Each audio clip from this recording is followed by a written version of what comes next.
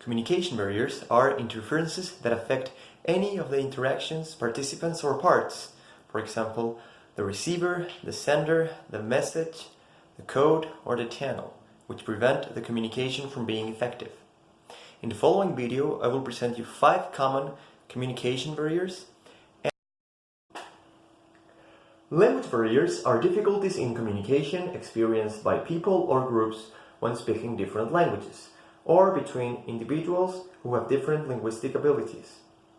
Even when speaking the same language, terminology can become a language barrier if it's not fully understood by the receiver, such as, for example, when using abbreviations or specific technical jargon. A comprehensive workup Did not reveal any vascular abnormalities. Your Doppler was negative For deep venous thrombosis, so there's no need for chronic coagulation or an IBC Your filter biopsy was, however, positive for a mixed anaerobic non-group-based streptococci infection. Your BUN and creatinine elevations had us worried, Rapidly progressive glomerulonephritis. which could have signaled an autoimmune disease. What does that mean? We're not going to amputate your leg. You get to keep your kidneys. Congratulations. You can go home today. Yeah, congratulations, whatever. Congratulations. There's nothing wrong with you. You're going to be fine.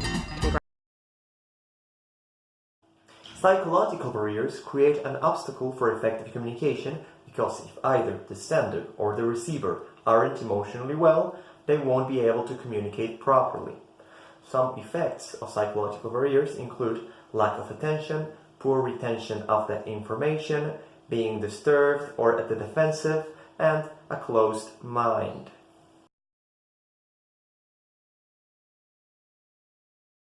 ...12 anni, 24 allenatori.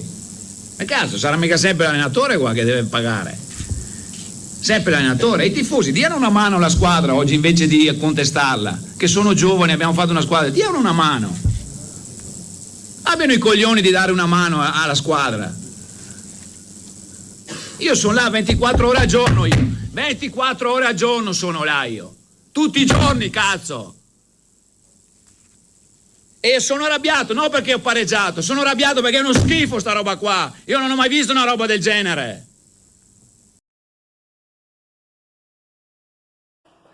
Physiological barriers may result from the receiver's or sender impaired physical state or sensory dysfunction. Some examples are reduced vision, reduced hearing, voice box problems, speech disorders, or short-term memory loss.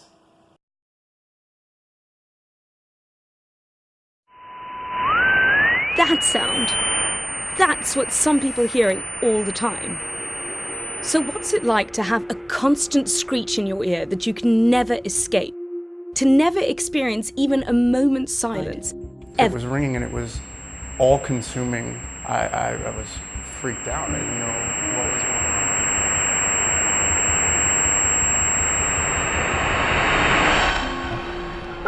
It just got to the point where I wasn't able to continue. And I stopped wanting to be around other people. It was so awkward for me when I was focused on a noise that nobody else could hear but myself. That was heartbreaking, just having to, mentally wrap your head around, okay, this is never going to go away.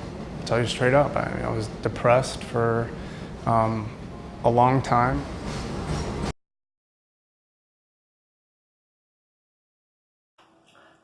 Physical barriers are caused by natural or environmental conditions that make difficult the communication between the sender and the receiver. This can happen on face-to-face interactions such as noise surrounding the conversation, the timing of the messages, the distance between the speakers, or even on how the space is physically organized, for example, the chair distribution in a classroom.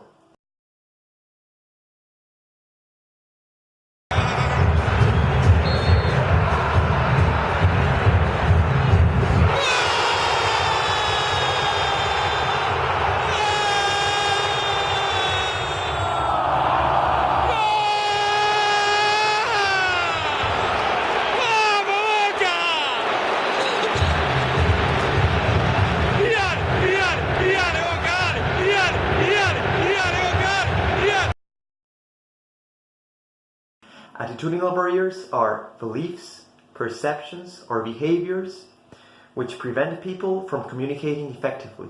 One example are stereotypes. Stereotypes are defined as ascribing attitudinal or behavioral traits to individuals on the basis of an apparent membership to a group of class. Stereotypes can lead into prejudice, which can lead into discrimination. We also have personality conflicts, lack of motivation to engage in a conversation, and resistance to change, for example.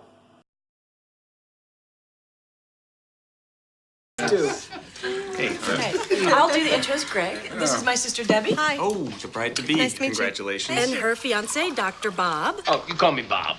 MD. These are his parents, Linda Banks. Hi, how are you?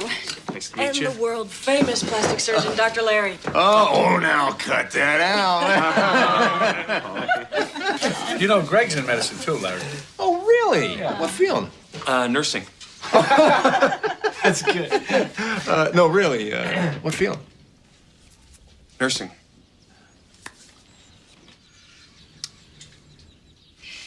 Hey, why don't I get you a chair, Greg? Thank you. Thanks. So, you didn't want to go for the MD? No, I actually thought about becoming a doctor, but I decided it wasn't for me. Oh, thanks. Just as well. Boards are killer. Actually, Greg aced his MCATs. You serious? No, I did okay. Oh, he did more than okay, trust me. Why did you take the test if you weren't planning on going to med school? Well, I wanted to keep my options open, but in the end, nursing was just a better fit for me. It gives you the freedom to work in several different areas of medicine. Plus, I can focus 100% on patient care as opposed to being a doctor where you have to deal with the bureaucracy. Oh, wasn't your friend Andy supposed to be here by now? Now that we know these communicative barriers, now it's also useful to know how we can overcome them. There are 3 basic tips. The first is doing active listening, which involves listening with all your senses and using verbal cues such as paraphrasing what the other person has just said, or non-verbal cues such as using eye contact and nodding when necessary. It's also important to use simple language and to give constructive feedback. If we apply these 3 tips, the person will feel more at ease and will be able to communicate more openly and honestly.